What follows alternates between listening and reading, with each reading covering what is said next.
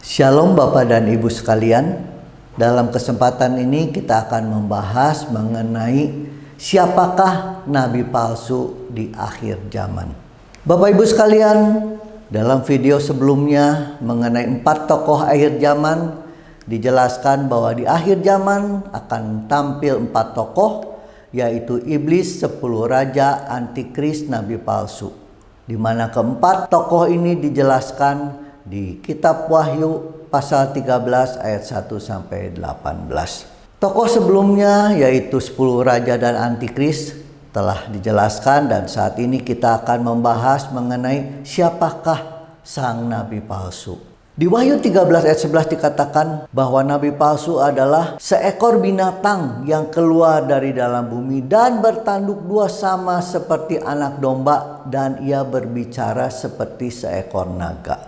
Artinya nabi palsu ini nampak seperti anak domba. Jadi nampak begitu baik, begitu lembut dan tidak membahayakan. Namun ayat selanjutnya dikatakan ia berbicara seperti seekor naga. Artinya apa yang disampaikan, apa yang dibicarakan itu adalah kebohongan. Apa yang disampaikan adalah tipu muslihat.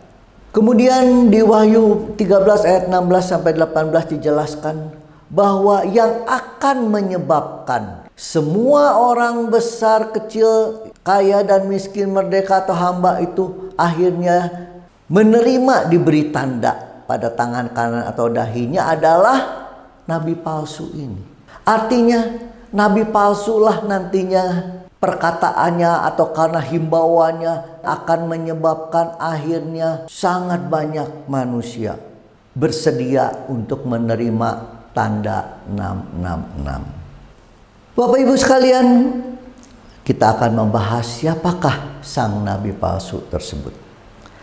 Bapak Ibu, di Katolik ada seorang yang sangat terkenal dengan nubuatannya, yaitu Santo Malachi. Santo Malachi adalah seorang biarawan Irlandia abad ke-12. Malachi membuat ramalan pada tahun 1139 yang kemudian dilaporkan kepada Paus Innocentius II di tahun 1140. Nubuatannya atau ramalannya seperti ini Bapak Ibu sekalian. Ya, antara lain seperti ini karena ada beberapa halaman. Santo Malachi mengeluarkan 112 frasa Latin untuk mengkodekan 112 paus berikutnya. Dimulai dari Paus Celestinus sampai paus yang ke-112 atau yang terakhir dengan frasa Petrus Romanus untuk Paus Fransiskus. Diyakini bahwa Petrus Romanus akan menjadi paus terakhir sekaligus akhir dari Roma atau dari Vatikan. Seperti apa Bapak Ibu sekalian nubuatan untuk Paus Benediktus? Nubuatan untuk Paus Benediktus sangat panjang Bapak Ibu sekalian, dimulai dari sini sampai finish sini ya. Jadi dari sini sampai di sini ditutup dengan kata finish ya. Kira-kira seperti ini Bapak Ibu sekalian tulisannya. Terjemahannya dalam bahasa Indonesia kira-kira seperti ini Bapak Ibu sekalian. Selama penganiayaan terakhir dari gereja Roma, kursi akan diduduki oleh Petrus dari Roma yang akan memberi makan domba banyak kesengsaraan. Dan ketika hal-hal ini selesai, kota 7 bukit akan dihancurkan dan hakim yang berkuasa akan menghakimi umatnya. Selesai. Jadi nubuatan ini menjelaskan beberapa hal. Pertama, bahwa pada saat itu, pada saat Petrus Romanus ini menjadi paus di gereja Roma, itu terjadi pada saat penganiayaan terakhir atau pada saat akhir zaman. Jadi pada saat akhir zaman, Paus Petrus Romanus akan menjadi pimpinan di Roma yang akan memberi makan domba banyak kesengsaraan. Jadi ketika Petrus Romanus ini memimpin, Petrus Romanus ini akan membawa banyak kesengsaraan kepada jemaat-jemaat. Dikatakan ketika selesai atau ketika akhir daripada akhir zaman, kota tujuh bukit yaitu Roma atau Vatikan akan dihancurkan. Dan hakim yang berkuasa akan menghakimi umatnya selesai. Hakim yang berkuasa di sini adalah Allah, adalah Tuhan Yesus yang akan menghakimi umatnya. Artinya ini adalah ketika penghakiman terakhir. Kristus akan menghakimi seluruh umatnya, ditutup dengan selesai. Jadi Bapak Ibu sekalian, nubuatan bagi Petrus Romanus adalah Petrus Romanus akan menjadi paus di akhir zaman dan akan menjadi paus terakhir, karena ketika ia memerintah, kota tujuh bukit atau Roma atau Vatikan akan dihancurkan dan sesudah itu langsung memasuki masa penghakiman, di mana ketika ia memimpin, Petrus Romanus ini akan membawa banyak kesengsaraan bagi umatnya. Bapak Ibu sekalian, mari kita lihat juga nubuatan Santo Malachi bagi paus-paus sebelumnya. Paus sebelumnya adalah Paus Benediktus yang ke-16, di mana nubuatannya adalah Gloria Olivae. Di sini Bapak Ibu, Gloria Olivae. Paus Benediktus ke-16 dihubungkan dengan Gloria Olivae karena nama Benediktus yang dipilihnya. Karena Order of Our Lady of Mount Olivet atau Olivetan termasuk dalam Ordo Santo Benediktus. Nubuatan yang berkaitan dengan Paus Yohanes Paulus yang kedua, ini Bapak Ibu sekalian. De Labore Solis. Perayaan pemakaman Paus Yohanes Paulus II terjadi pada saat gerhana matahari yang terjadi di daerah Pasifik Barat Daya dan Amerika Selatan. Sehingga sepertinya cocok dengan nubuatan De Labore Solis atau dari hasil pekerjaan matahari. Juga karena pada saat kelahirannya tanggal 18 Mei 1920 terjadi gerhana matahari sebagian di perairan India. Bapak Ibu sekalian, Alkitab juga menjelaskan mengenai nabi palsu. Di Wahyu 17 ayat 9 dikatakan, yang penting di sini ialah akal yang mengandung hikmat.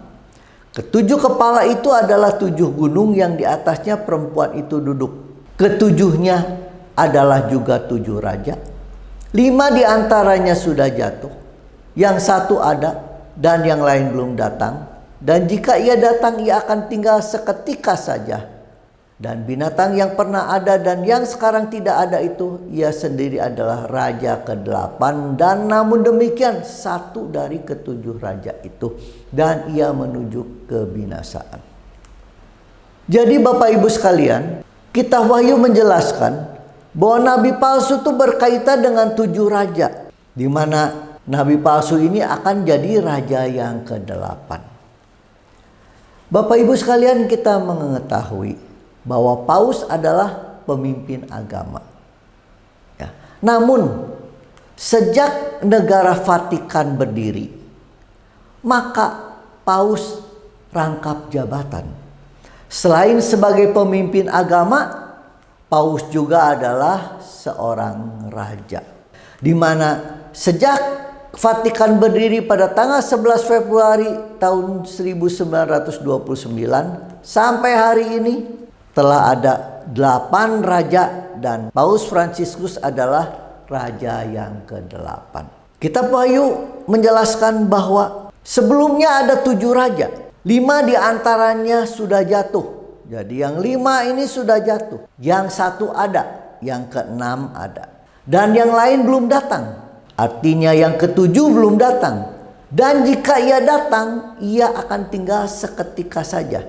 Jadi ketika yang ke-7 ini memerintah atau menjadi paus, maka ia akan memerintah seketika saja. Mengapa seketika?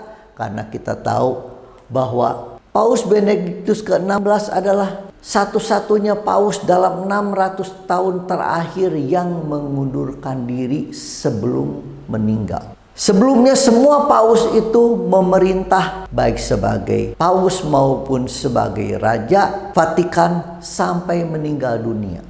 Satu-satunya Paus yang memerintah dan kemudian mengundurkan diri dalam 600 tahun terakhir adalah Paus Benediktus ke-16. Ayat selanjutnya, dan binatang yang pernah ada dan yang sekarang tidak ada itu, ia sendiri adalah raja ke-8. Jadi nabi palsu adalah raja yang ke-8. Jadi nabi palsu adalah raja ke-8. Nabi palsu dengan 7 raja yang lainnya itu berasal dari satu kerajaan yang sama. Dalam hal ini dari kerajaan Vatikan. Bapak Ibu sekalian, bagaimana menjelaskan Paus Fransiskus selain sebagai raja ke-8, ia juga adalah Petrus Romanus. Bapak Ibu sekalian, tidak sulit menjelaskan bahwa Paus Fransiskus adalah Romanus atau orang Roma atau orang Itali. Karena walaupun ia lahir di Argentina, ayahnya adalah seorang Itali yang beremigrasi ke Argentina. Artinya Paus Fransiskus adalah orang Itali atau Romanus. Lalu bagaimana kaitannya dengan kata Petrus? Bapak Ibu sekalian, nama asli daripada Paus Fransiskus adalah George Mario Bergoglio. Dan ketika beliau menjadi paus, beliau memilih kata atau memilih nama Paus Francis. Di Katolik dikenal 2 orang Santo Francis. Yang pertama adalah Franciscus Xaverius, yang kedua adalah Franciscus de Assisi. Dan Paus Francis ini menyatakan dengan tegas bahwa Francis yang dipilih adalah Francis de Assisi. Francis de Assisi lahir dengan nama Giovanni di Pietro di Bernardone. Namun nama panggilannya adalah Francesco. Dan kita tahu bahwa Pietro adalah Petrus dalam bahasa Itali. Jadi Bapak Ibu sekalian, kata Petrus berkaitan dengan nama Francis yang dipilihnya. Sedangkan Romanus berkaitan dengan dirinya sebagai orang Itali. Bapak Ibu sekalian, sejak dulu banyak orang yang mengaitkan Paus dengan nabi palsu. Mengapa demikian? Karena memang akhir-akhir ini banyak kali kebijakan-kebijakan yang dikeluarkan oleh kepausan yang cukup mengherankan banyak anak-anak Tuhan. Misalnya Bapak Ibu sekalian, pada tanggal 5-6 Desember 2011, Duta Besar Israel untuk Vatikan Mordechai Lewi bersama pejabat-pejabat Vatikan membuat konferensi internasional di Vatikan yang membahas mengenai tato permanen untuk peziarah Yerusalem. Jadi artinya mereka membahas bahwa nanti orang-orang Katolik yang berziarah ke Yerusalem, maka kepada para peziarah tersebut akan diberi tanda salib seperti ini. Di mana mereka mengatakan bahwa tanda salib ini hanya sekedar satu pengorbanan kecil, ya. Namun tanda salib ini merupakan pernyataan daripada imannya yang teguh dan tidak tergoyahkan. Bapak Ibu sekalian, tentunya hal tersebut tidak sesuai dengan apa yang disampaikan di Alkitab atau tidak sesuai dengan iman Kristen. Mengapa? Karena iman Kristen tidak ada kaitannya dengan tanda. Artinya apakah seseorang yang memiliki tanda seperti ini maka imannya pasti kuat? Apakah imannya pasti tidak tergoyahkan? Tentunya tidak ada kaitan sama sekali. Bahkan Bapak Ibu sekalian, jika ada orang yang memakai tanda seperti ini bahkan lebih besar sekalipun, hal itu juga tidak membuktikan bahwa dia adalah pengikut Kristus. Namun yang lebih aneh adalah Bapak Ibu sekalian, munculnya artikel 841 dari Katekisme yang berbunyi atau secara terjemahan dalam bahasa Indonesia dikatakan, hubungan gereja dengan Muslim, rencana keselamatan juga mencakup mereka yang mengakui Sang Pencipta. Di tempat pertama diantaranya adalah kaum Muslim.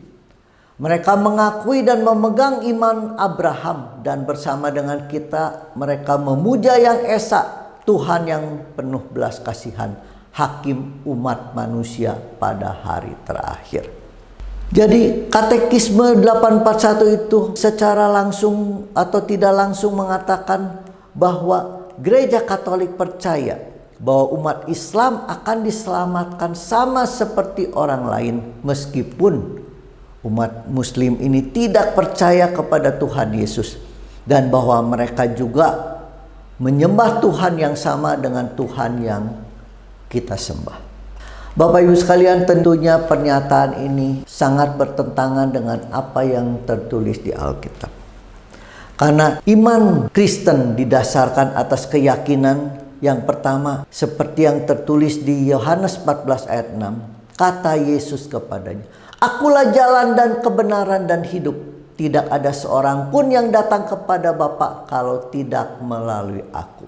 Artinya iman Kristen didasarkan atas keyakinan bahwa keselamatan hanya ada dan melalui Tuhan Yesus. Selanjutnya juga di Kisah Rasul 4 ayat 12 disampaikan, dan keselamatan tidak ada dalam siapapun selain di dalam Dia. Sebab di bawah kolong langit ini tidak ada nama lain yang diberikan kepada manusia yang olehnya kita dapat selamat. Artinya iman Kristen meyakini bahwa keselamatan hanya melalui Yesus Kristus. Bapak Ibu sekalian, di Wahyu 13 ayat 16-18 dikatakan bahwa yang akan menyebabkan sehingga akhirnya semua orang bersedia atau menerima tanda pada tangan kanan atau dahinya adalah nabi palsu. Sebelumnya juga dijelaskan bahwa nanti akan banyak orang-orang yang akhirnya bersedia menerima tanda tersebut dan akhirnya mereka akan menerima banyak kesengsaraan. Bapak Ibu sekalian, bagaimana caranya nabi palsu itu mempengaruhi sehingga banyak domba-domba, banyak anak-anak Tuhan akhirnya bersedia menerima tanda 666. Salah satunya menurut saya adalah ketika mereka mencoba menggunakan hukum manusia. Bapak Ibu sekalian, kalau kita bandingkan antara hukum manusia dengan hukum Allah. Hukum manusia itu didasarkan atas 3 hal. Yang pertama adalah baik dan buruk. Artinya seseorang yang melakukan kebaikan, dia mungkin mendapatkan ganjaran pahala, mendapatkan hadiah. Tapi siapa yang membuat kejahatan akan mendapatkan hukuman. Yang kedua adalah untung dan rugi. Yang merugikan akan mendapat hukuman. Yang ketiga adalah etis tidak etis. Yang tidak etis akan menerima hukuman. Bisa berupa hukuman sosial maupun hukuman dari masyarakat. Namun Bapak Ibu sekalian, hukum Tuhan berbeda dengan hukum manusia. Hukum Tuhan hanya ada satu, yaitu taat atau tidak taat. Jadi Bapak dan Ibu sekalian, Adam dan Hawa berdosa karena tidak taat pada perintah Tuhan. Sebelumnya Tuhan mengatakan bahwa maka berfirmanlah Tuhan Allah kepada manusia, katanya, "Adapun buah-buah segala pohon yang dalam taman ini boleh engkau makan sesukamu, tetapi buah pohon pengetahuan akan hal baik dan jahat itu janganlah engkau makan." Jadi Allah dengan jelas mengatakan bahwa Adam dan Hawa dilarang makan buah pengetahuan baik dan jahat. Namun mereka tidak taat. Bapak Ibu sekalian, di Wahyu 14 ayat 9 dan 10 dijelaskan bahwa anak-anak Tuhan dilarang menerima tanda tersebut. Kenapa? Karena dijelaskan bahwa mereka yang menerima tanda pada dahinya atau pada tangannya, maka ia akan minum dari anggur murka Allah. Artinya siapapun yang menerima tanda tersebut akan menerima anggur murka Allah. Jadi dengan jelas bahwa sebagai anak-anak Tuhan kita dilarang untuk menerima tanda tersebut. Bapak Ibu sekalian, sebelumnya telah dijelaskan bahwa tanda tersebut akan berupa chip yang kemudian akan menjadi ID kita, menjadi kartu tanda penduduk kita. Dan jika menggunakan hukum manusia, maka tidak ada satupun alasan untuk menolak menerima tanda chip 666 tersebut. Yang pertama adalah baik dan buruk. Kebaikan menerima chip 666 minimal tidak buruk. Baik. Mengapa baik? Jika sebelumnya chip tersebut ada di kartu sehingga kemungkinannya bisa hilang, nah sekarang ditanam di tubuh kita sehingga tidak mungkin hilang. Sebelumnya repot dibawa-bawa, sekarang tidak perlu repot karena sudah ada di tubuh kita. Yang kedua, untung rugi. Minimal tidak ada ruginya. Bahkan banyak untungnya. Kenapa? Kalau KTP biasa bisa dicuri, bisa disalahgunakan oleh orang lain. Jika chip ditanam di tubuh kita, maka tidak mungkin ID kita dicuri ya, atau disalahgunakan oleh orang lain. Artinya tidak ada kerugian, bahkan mungkin banyak keuntungannya. Yang ketiga adalah etis tidak etis. Etis, kenapa? Karena tidak ada yang dirugikan jika kita memakai tanda 666 tersebut. Namun Bapak Ibu sekalian, seperti telah dijelaskan sebelumnya, hukum Allah hanya satu, taat atau tidak taat. Di ayat sebelumnya telah dijelaskan bahwa sebagai anak Tuhan kita dilarang menerima tanda 666 tersebut. Pilihannya hanya ada dua. Apakah kita akan taat atau tidak taat? Bapak Ibu sekalian, di kitab Wahyu juga dijelaskan bahwa nabi palsu ini akan membuat banyak mukjizat. Di ayat 13 dikatakan, dan nabi palsu ini akan mengadakan tanda-tanda yang dahsyat. Bahkan nabi palsu akan menurunkan api dari langit ke bumi di depan mata semua orang. Dan nabi palsu akan menyesatkan orang-orang yang tinggal di bumi dengan tanda-tanda ajaib yang diizinkan baginya untuk dilakukan di hadapan binatang buas yang pertama. Nabi palsu mengatakan kepada mereka yang tinggal di bumi untuk membuat patung binatang buas yang pertama yang luka oleh pedang tetapi tetap hidup itu. Dan kepada nabi palsu diberikan kuasa untuk memberikan nyawa kepada patung binatang itu. Sehingga patung binatang itu berbicara juga dan bertindak begitu rupa. Sehingga semua orang yang tidak menyembah patung binatang itu dibunuh. Jadi Bapak Ibu sekalian, di akhir zaman nabi palsu ini bahkan akan membuat banyak mukjizat. Hal ini juga dijelaskan di 2 Tesalonika 2 ayat 9 dan 10. Dikatakan, kedatangan si pendurhaka, kedatangan antikris itu adalah pekerjaan iblis. Dan akan disertai rupa-rupa perbuatan ajaib, tanda-tanda dan mukjizat-mukjizat palsu. Jadi di sini dipakai kata disertai, artinya ketika antikris muncul maka akan ada orang-orang atau oknum-oknum yang akan membuat tanda-tanda ajaib tersebut, di mana salah satunya adalah sang nabi palsu. Selanjutnya dikatakan dengan rupa-rupa tipu daya jahat. Jadi Bapak Ibu sekalian, tanda-tanda mukjizat tersebut adalah mukjizat yang palsu. Di buku kami Bapak Ibu sekalian yang berjudul Antikris, yang sayang sekali tidak kami terbitkan. Di buku ini juga dijelaskan mengenai bagaimana cara-caranya atau teknologi-teknologi apa yang dipakai oleh nabi palsu tersebut. Sehingga sang nabi palsu bisa melakukan begitu banyak mukjizat. Bapak Ibu sekalian, karena itu mari kita persiapkan diri kita untuk menyambut kedatangan Tuhan Yesus yang kedua kalinya. Salah satu persiapan yang paling penting adalah kita harus banyak membaca Alkitab.